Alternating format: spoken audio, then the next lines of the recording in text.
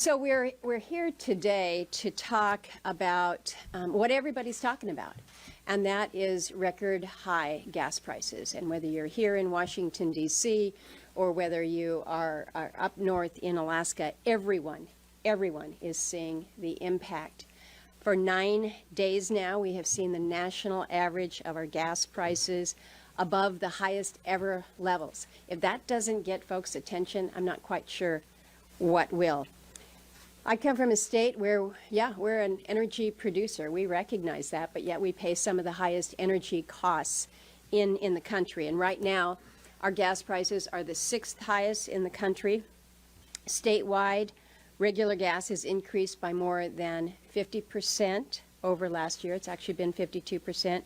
As of yesterday, Alaska's statewide average was $5 a gallon. This is the highest ever average in our state. And again, we're used to somewhat high prices, but when it's on average over $5 in places like Anchorage and Fairbanks, think about what that means to our rural communities. Over 80% of our communities are not connected by road.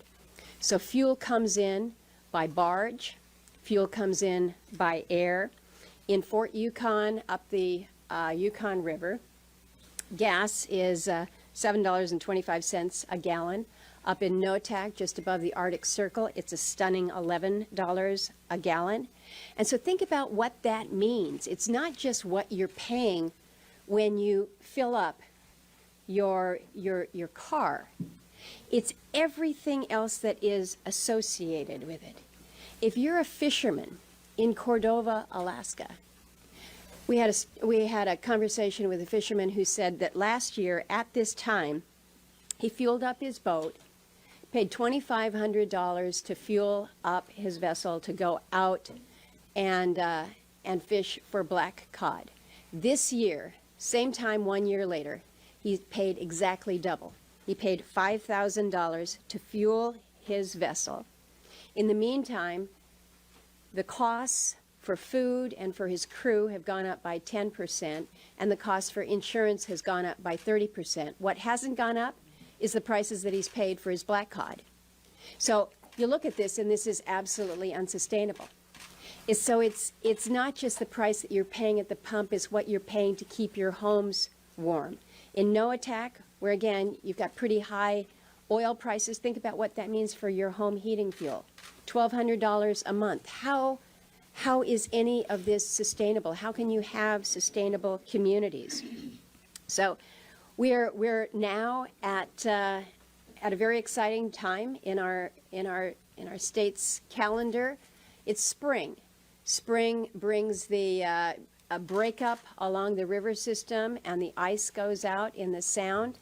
But it's equally exciting because that's when the barges come. So you haven't had fuel since the fall.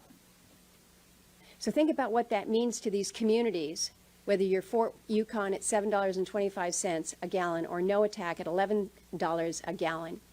And you're now locked into a spring fuel barge delivery where they're anticipating that the increases will be $1.50, but not just $1.50 that you're transitioning into, but you flip the switch on that now.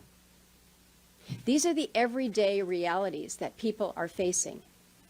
So you can't afford to fuel your boat to go fishing. You can't afford to put fuel into a snow machine or a four-wheeler to go hunting. So this is real. This is real. Now you're going to hear my colleagues talk a lot about the prices in their state, which are impacting the people that they represent. But Alaskans are saying, all right, we're dealing with this right now. What are you doing in Washington, D.C. to address all of this? They want to know, what's the plan here? Right now we've got an administration whose plan is to blame anybody but them and their policies. They're quick to blame it all on Putin. Yes, there is a war. Yes, we recognize that. But these price increases started long before Putin crossed into Ukraine.